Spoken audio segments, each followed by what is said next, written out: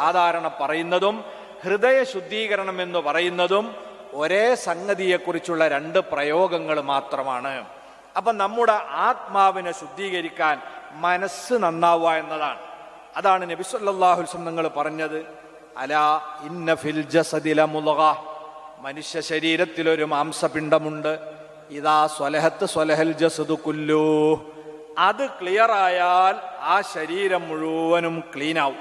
അപ്പൊ ആ മനസ്സ് നന്നാക്കലാണ് ആത്മാവിനെ നന്നാക്കാനുള്ള വഴി. അതിനുള്ള കർമ്മ പദ്ധതികൾ എന്താണ്? അതിന് ഇസ്ലാം ഒരുപാട് കർമ്മ പദ്ധതി തന്നിട്ടുണ്ട്. ഒന്ന്, നമ്മൾ തെറ്റ് ചെയ്തു കഴിഞ്ഞാൽ നമ്മളെ ആത്മാവിൽ ഒരുപാട് ചേറുകൾ വന്നിങ്ങനെ അടിയും. നബി തങ്ങൾ പറഞ്ഞത് കാണാം, ഇന്ന ഹാദിഹിൽ ഖുലൂബ ലതസ്ദഉ കമാ യസ്ദഉൽ ഹദീദ് ഇദാ അസാബഹൽ മാ. ഒരു ഇരുമ്പിൽ വെള്ളം തട്ടിയാൽ അതിന് തുരുമ്പ് ബാധിക്കുന്നത് പോലെ തെറ്റുകുറ്റങ്ങൾ ചെയ്യുമ്പോൾ നമ്മളെ ഹൃദയത്തിൽ കറ പിടിക്കും. ആ കറ നീക്കിക്കളയുക എന്നതാണ് ഹൃദയ ശുദ്ധീകരണത്തിന്, ആത്മസംസ്കരണത്തിന് ഏറ്റവും വലിയ ഉപായം. നമ്മൾ ഏതൊരു സംഗതി അങ്ങനല്ല, എന്ത് ക്ലീൻ ആക്കണമെങ്കിലും ആദ്യം എന്ത് വേണം? ആദ്യമേലുള്ള കറ ചുരണ്ടി പോക്കണ്ടേ? ഒരു വണ്ടി നമ്മൾ ക്ലീൻ ആക്കാൻ ഉദ്ദേശിച്ചാൽ ആദ്യം ചെയ്യേണ്ട എന്താണ്? അതിലുള്ള ഈ ക്ലാപ്പുകളും കറകളും ഈ പൂഴിച്ചതൊക്കെ നമ്മൾ പോക്കണം. എന്നതുപോലെ ഈ കറ പോക്കാൻ ഒരുപാട് പരിപാടിയുണ്ട്. റമളാനിലെ സർവ്വ പദ്ധതികളുടെയും പിന്നിൽ ഈ ഒരു ആത്മസംസ്കരണം എന്ന് പറയുന്നതാണ്.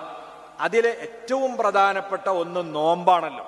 നോമ്പ് എന്ന് പറഞ്ഞാൽ ആത്മസംസ്കരണത്തിന്റെ ഏറ്റവും മികച്ച ഒരു ട്രീറ്റ്മെന്റാണ്. അതുകൊണ്ട് തന്നെ കുറച്ച് പ്രയാസം ഉണ്ടാവും ഒരു ചികിത്സ ആകുമ്പോൾ. ആ പ്രയാസത്തെ ഉൾക്കൊണ്ടുകൊണ്ട് ആ ചികിത്സക്ക് വിധേയമാകുമ്പോഴേ നമ്മൾ ലക്ഷ്യം നേടുകയുള്ളൂ.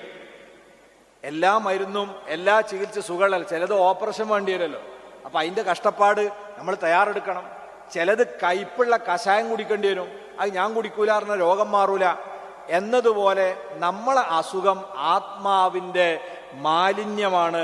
അത് നീങ്ങണമെങ്കിൽ നമ്മൾ ഈ ചികിത്സക്ക് വിധേയരാകണം. അതുകൊണ്ട് തന്നെ ചികിത്സ വളരെ നല്ല രീതിയിൽ ഫലിക്കണമെങ്കിൽ അതിൻ്റെ നല്ല ശൈലിയിലായിരിക്കണം ഈ നോമ്പിനെ കുറിച്ച് നമ്മൾ പഠിപ്പിക്കുന്നതും മനസ്സിലാക്കുന്നതൊക്കെ. അല്ലാഹു തആല തന്നെ എത്ര മനഃശാസ്ത്രപരമായിട്ടാണ് നോമ്പിനെ കുറിച്ച് നമ്മളോട് സംസാരിക്കുന്നത്. ഇപ്പം നമ്മൾ ഖുതുബയിൽ ഓതിയ ആയത്തുണ്ടല്ലോ, സാധാരണ മുത്തഅല്ലിമീങ്ങളൊക്കെ റമളാനിൽ ഉറുദിക്ക് വേണ്ടി ആദ്യം ഓതുന്ന ആയത്താണ് അല്ലേ?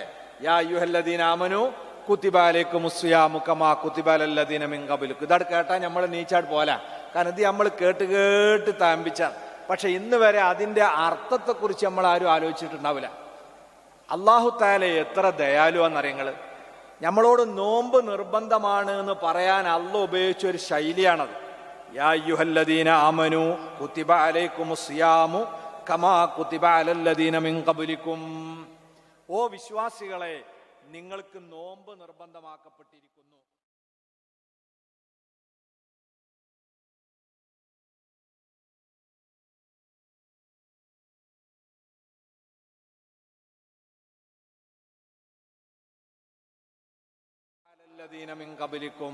കുട്ടികളെ, ഇത് നിങ്ങൾക്ക് മാത്രമുള്ളതല്ല കേട്ടോ, നിങ്ങളെ മുമ്പുള്ളവർക്കൊക്കെ നിർബന്ധമാക്കപ്പെട്ട സംഗതിയാണ്.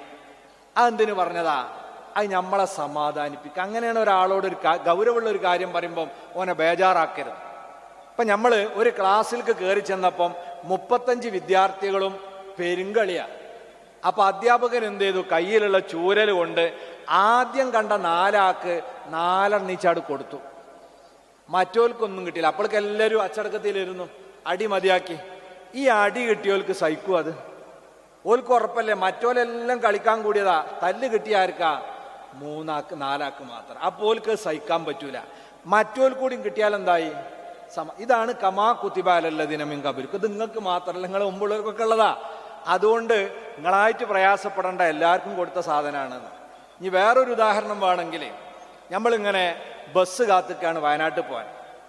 ഉടുത്തൊരുങ്ങി ഇസ്തിരൊക്കെ ഇട്ട് ഇങ്ങനെ നല്ല ഉഷാറിൽ റോട്ടുമ്മൽ ഇങ്ങനെ നിൽക്കുമ്പോൾ ഒരു KSRTC വന്ന് ഒരു വെള്ളക്കുണ്ടുക്കാട് ചാടി. ആ ചെളിവെള്ളം മുഴുവൻ നമ്മളെ ശരീരത്തിലേക്ക് ഇങ്ങോട്ടായി. അപ്പം നമ്മളെ മോന്തമ്മേ നോക്കിയാൽ ഇഞ്ചി കടിച്ച കുരങ്ങൻ്റെ മാതിരി ആകെ ചളിയായി ചളയായി ഇങ്ങനെ നിൽക്കല്ലേ. അപ്പോഴാണ് ഒന്നിങ്ങനെ തിരിഞ്ഞു നോക്കുമ്പോൾ അല്ലല്ലല്ല എല്ലാവരും ഏത്തുണ്ട്. സമാധാനം ഉണ്ടാവില്ല കുറച്ച്. അതാണ് കമാ കുത്തിബ അലല്ലദീന മിൻ ഖബ്ലിക്കും. മറ്റുള്ളവർക്കൊക്കെ ഉണ്ടാകുമ്പോൾ നമുക്കൊരാശ്വാസമാണ്, നമുക്ക് മാത്രം ഒരു ചികിത്സ അത് സഹിക്കാൻ കഴിയൂല. അങ്ങനെ പറഞ്ഞിട്ട് അല്ലാഹു തആല പിന്നെ വലിയൊരായത്തുണ്ടല്ലോ അൽ ബഖറയിൽ നോമ്പിന്റെ എല്ലാ മസലകളൊക്കെ പറഞ്ഞു. അവിടെ ലാസ്റ്റ് അല്ലാഹ് പറയുന്നുണ്ട്, യുരീദുല്ലാഹു ബിക്കുമുൽ യുസ്റ വലാ യുരീദു ബിക്കുമുൽ ഉസ്റ. അതിന് മുമ്പ് തന്നെ നോമ്പിന്റെ അളവൊക്കെ പറയണ്ടേ. ശഹ്റു റമളാനല്ലദീ ഉൻസില ഫീഹിൽ ഖുർആനു ഹുദൽ ലിന്നാസി വബയ്യിനാത്തിൻ മിനൽ ഹുദാ വൽ ഫുർഖാൻ ഫമൻ ശഹിദ മിൻകുമുശ് ശഹ്റ ഫല്യസും.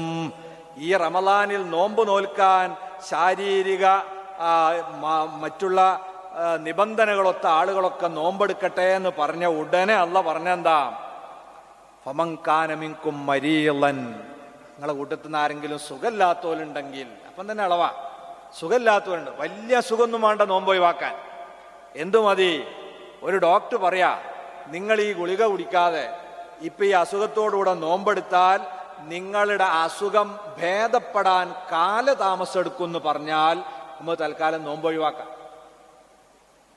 നോമ്പൊഴിവാക്കാൻ അത് മതി. അതേസമയം പിന്നെ അല്ലാഹ് പറയാണ് ഔ അലാ സഫർ, നിങ്ങൾ യാത്രക്കാരനാണ്, അപ്പോൾ പ്രയാസം ഉണ്ടാവുമല്ലോ. ചെറിയ യാത്ര പറ്റൂല, 2 മർഹലയാണ്, ഏകദേശം 132 കിലോമീറ്റർ ദൈർഘ്യമുള്ള ഒരു യാത്ര. നിങ്ങൾ ഇവിടുന്ന് തൃശ്ശൂരിലേക്ക് പോവാണ്, എന്നാൽ നമുക്ക് എന്ത് ചെയ്യാം, നോമ്പ് ഒഴിവാക്കാം. അല്ലാഹു തആല അളവ് പറയാം, ഫഇദ്ദത്തും മിൻ അയ്യാമിൻ ഉഖർ, അത് നിങ്ങൾ എന്ത് ചെയ്താൽ മതി, റമളാൻ കഴിഞ്ഞിട്ട് മറ്റ് ദിവസങ്ങളിൽ അത് ഖളാ വീട്ടിയാൽ മതി. എത്ര ദയാലുവാണ് പടച്ചവൻ, നമ്മളെ കർശനമായി ബുദ്ധിമുട്ടാക്കണ ഒരു ഏർപ്പാട് അള്ളാഹ്ക്കില്ല. എന്നാലും ചില ആൾക്കാർക്ക് തോന്നുന്നു ഈ നോമ്പ് ഒരു പീഡനല്ലേ എന്ന്. അതിനാണ് അള്ളാഹ് പിന്നെ പറഞ്ഞത്, യുരീദുല്ലാഹു ബിക്കുമുൽ യുസ്റ വലാ യുരീദു ബിക്കുമുൽ ഉസ്റ. നോമ്പ് മുഖേന നിങ്ങളെ പ്രയാസപ്പെടുത്താനല്ല അള്ളാഹു ഉദ്ദേശിക്കുന്നത്, നിങ്ങൾക്ക് എളുപ്പവും സന്തോഷവും ഒക്കെ ഉണ്ടാകാനാണ്. ഒരു ചികിത്സയാണ്, ഇത് നിങ്ങൾ ഉൾക്കൊള്ളണം. പക്ഷേ നോമ്പ് ഒരു പീഡനമാണ് എന്ന് പറയുന്ന യുക്തിവാദി ഇപ്പോഴും മാനസികമായ വളർച്ച പ്രാപിക്കാത്തവനാണ്. ഓനൊരു ചെറിയ കുട്ടിൻ്റെ മാനസിക വളർച്ച ഉണ്ടായിട്ടുള്ളൂ എന്നാ. നമ്മളെ വീട്ടിൽ ചെറിയ മക്കള് മുറ്റത്തൂടെ ഇങ്ങനെ ഓടിച്ചാടി നടക്കണം, അതിൻ്റെ ഇടയിൽ അവൻ്റെ കാലിന് ഒരു പഴകിയ ആണി കുത്തിക്കേറിയാൽ നമ്മൾ ഓനെ വേടുത്ത് എന്ത് ചെയ്യും, ഹോസ്പിറ്റലിൽ കൊണ്ടുപോകും. ഡോക്ടറുമല്ല ആ ആണി വലിച്ചു ഊരിയതിന് ശേഷം പിന്നെ എന്താ ചെയ്യുക, വേറൊരു കമ്പി എടുത്തിട്ട്, അതിനേക്കാളും നീളമുള്ള ഒരു കമ്പി എടുത്തിട്ട് ഇവന്റെ ചന്തിക്കൊന്ന് അടിച്ചു കൊടുക്കും അല്ലേ. അപ്പൊ ഈ ചെറിയ കുട്ടി എന്താ ചിന്തിക്കുക, ഇത് എന്ത് ദയയില്ലാത്തോല പടച്ചോനെ, എൻ്റെ അമ്മയും ബാപ്പിയും ഡോക്ടറൊക്കെ, ഞാൻ കാലിനൊരു കമ്പി കയറിയിട്ട് അതിന്റെ വേദന സഹിക്കാൻ വയ്യാതെ പൊളഞ്ഞിക്കുമ്പോളാ ഇവര് കൊണ്ടുവന്ന് വേറൊരു കമ്പി കുത്തി കയറ്റണ്. യഥാർത്ഥത്തിൽ ഈ കുട്ടി ചിന്തിക്കാൻ മാത്രം പ്രായമായിട്ടില്ലല്ലോ. ഇത് ഭാവിയിൽ കാല് തന്നെ നഷ്ടപ്പെട്ടു പോകാതിരിക്കാനുള്ള ട്രീറ്റ്മെന്റിന്റെ ഭാഗമായ ചെറിയൊരു ചികിത്സയാണ്.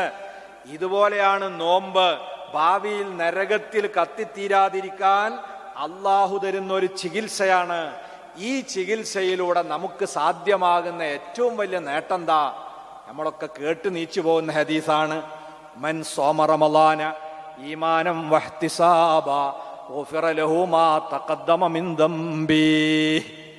റമളാനിൽ നല്ല ഈമാനോടെ, ഇത് അല്ലാഹ് നിർദ്ദേശിച്ചതാണ്, അതാ നമ്മളെ ഈമാൻ.